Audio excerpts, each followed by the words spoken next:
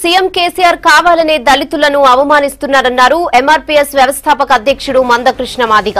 కేసీఆర్ ఇప్పటి వరకు ఒక్కసారి కూడా అంబేద్కర్ జయంతి ఉత్సవాల్లో పాల్గొనలేదన్నారు. పెడతానన్న 125 అడుగుల విగ్రహం మాటెత్తరు కానీ తాము పెట్టుకున్న విగ్రహాలను మాత్రం విరగ్గొట్టి డంపింగ్ యార్డ్లో పడేయొచ్చా అని ప్రశ్నించారు.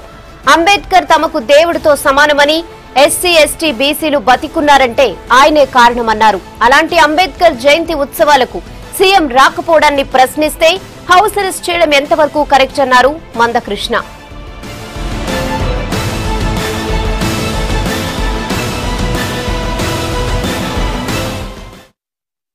మాకు అంబేద్కర్ దైవంతో సమానం. ఈ భారతదేశంలో దళితులు అనబడుతున్న వాళ్ళు, అట్టడు కులాలు అనబడుతున్న వాళ్ళు వాళ్ళ గౌరవంగా ఎంతో కొంత జీవిస్తున్నారంటే అది డాక్టర్ బాబాసాహెబ్ అంబేద్కర్ చలవ మాత్రమే.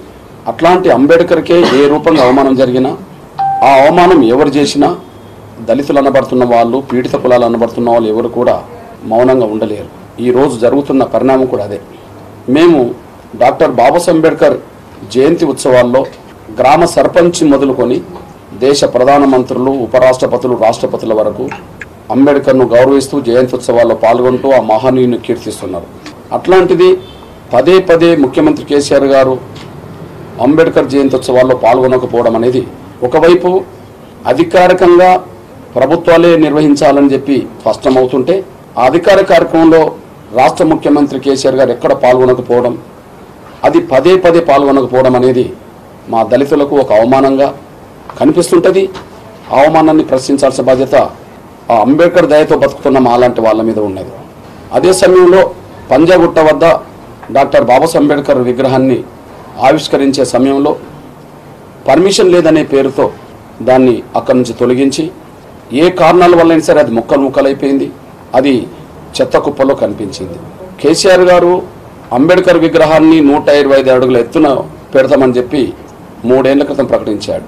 అది ఎక్కడ కనిపిస్తలేదు. కానీ మా అంబేద్కర్ దేహం, విగ్రహ రూపం ముక్కలై చెత్త కుప్పలో కనిపించింది మాత్రం మా దళిత పేద వర్గాలకు సంబంధించిన వాళ్లకు, అంబేద్కర్ మీద అభిమానం ఉన్న వాళ్ళందరికీ నిజంగా ఆవేదన కనిపించింది. మా ఆవేదనను చాటడం కోసం ప్రజాస్వామ్యబద్ధంగా నిరసన వ్యక్తం చేసుకోవడం అనేది రాజ్యాంగం ఇచ్చిన మా హక్కు. ఆ రాజ్యాంగం ఇచ్చిన హక్కును మేము అమలు చేసుకోవడం కోసం ఈరోజు ఇందిరా పార్క్ వద్ద ధర్నా ఒక కార్యక్రమం పెట్టాము. అది కూడా పర్మిషన్ ఇస్తేనే పెట్టుకునే ప్రయత్నం చేశాము. కానీ దురదృష్టవశాత్తు కారణాలు ఏమైనా డీసీపీ గారు పర్మిషన్ నిరాకరించడంతో మేము అక్కడ పెట్టుకోలేకపోయాం.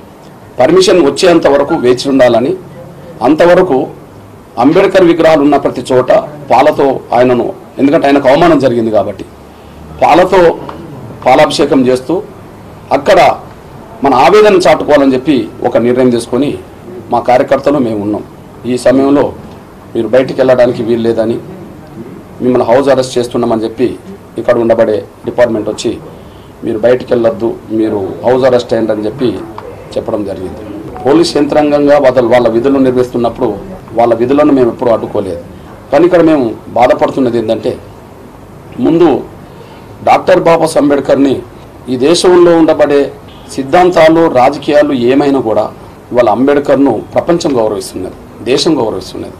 గౌరవించే విషయంలో కొంత కేసీఆర్ గారు వెనుకపడ్డడు అన్న విషయంలో, అది ఉద్దేశపూర్వకంగా జరుగుతుందనే విషయంలో మేము భావిస్తున్నాం. ఆ కోణంలో మేము ప్రశ్నిస్తున్నాం.